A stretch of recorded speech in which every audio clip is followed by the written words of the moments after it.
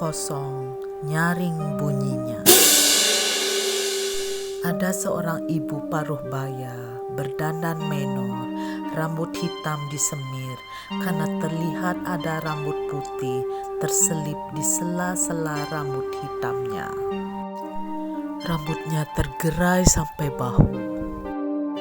Ibu itulah yang menempati rumah mewah yang sudah lama kosong. Ibu itu sangat anggun dan terkesan berwibawa, apalagi ia selalu pintar mengambil hati para tetangganya yang lain.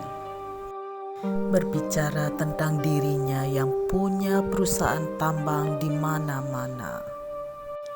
Ia bilang tidak usah bekerja susah-susah, asetnya yang bergerak bekerja untuknya. Ia tinggal terima bersihnya saja berupa uang yang menumpuk setiap bulannya. 10 arisan yang ia ikuti sudah cukup baginya, tidak kekurangan apapun, tinggal kipas-kipas saja rezeki datang dengan sendirinya. Dengan mengandalkan kepintarannya bicara, tetangga selalu berdatangan setiap hari ke rumahnya. 5-10 ada saja ibu-ibu sampai gadis-gadis selalu setia mendengarkan ceritanya. Mereka kagum dan bengong mendengarkan cerita ibu itu. Bahkan mereka mengatakan ibu itu santai tetapi bergelimang harta.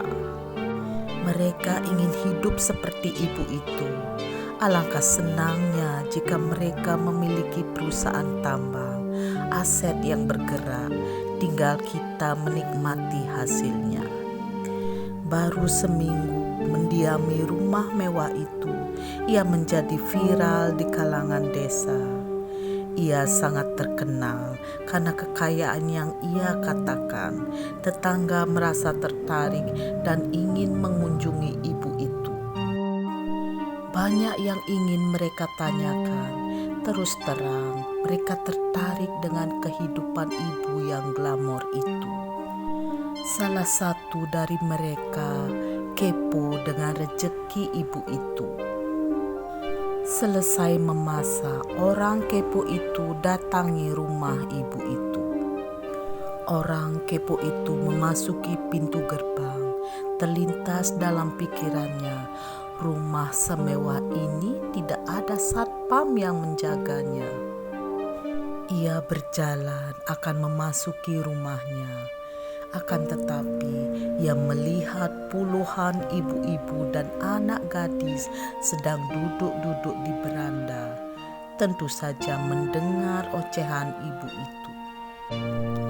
Sempat ibu glamor memandangi orang kepo itu dengan mengernyitkan alisnya, seolah-olah mengucapkan selamat datang kepadanya. Orang kepo itu tersenyum kecil dan mengangguk serta duduk di tempat yang kosong. Ibu-ibu dan adik-adik, kita seorang perempuan jangan mau menjadi nyonya, hanya nyapu, ngepel, nyuci, mengurus suami dan teman-temannya, mengerjakan pekerjaan rumah dan menunggu suami pulang dari bekerja. Kita juga harus mempunyai penghasilan sendiri. Untuk itu, kita harus punya aset kita yang harus bergerak untuk kita. Nah, untuk punya aset, ibu-ibu harus mengumpulkan uang sebanyak 1,5 juta saja, dan saya akan mengusahakan untuk menambahi aset ibu itu menjadi 10 juta per orang, sehingga ibu-ibu bisa menghasilkan bunga sebesar 1 juta per bulan. Saya akan melengkapi uang ibu sebesar 1,5 juta menjadi 10 juta. Dan setiap bulan ibu akan menerima 1 juta hanya dengan menyetor 1,5 juta kepada saya. Makin cepat, makin baik.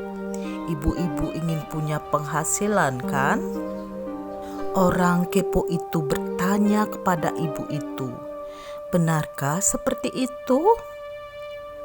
Apa sebenarnya tujuan ibu ke desa ini? Ibu memiliki perusahaan apa? Di mana itu? Bagaimana cara ibu menggerakkan perusahaan ibu? Sedangkan ibu hanya diam di rumah dan tidak terlihat ibu memegang HP atau apakah ada telepon di rumah ini? Juga tidak terlihat ada mobil. Ibu hanya sendiri. Bagaimana bisa?" Ibu itu bingung dan wajahnya kelihatan takut. Ibu-ibu yang lain bengong. Keesokan harinya, tidak terlihat Ibu Menor di rumah mewah itu lagi. Ternyata ibu itu seorang penipu yang memanfaatkan rumah mewah kosong yang tidak berpenghuni.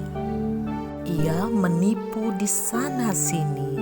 Untung saja penduduk desa cepat menyadari.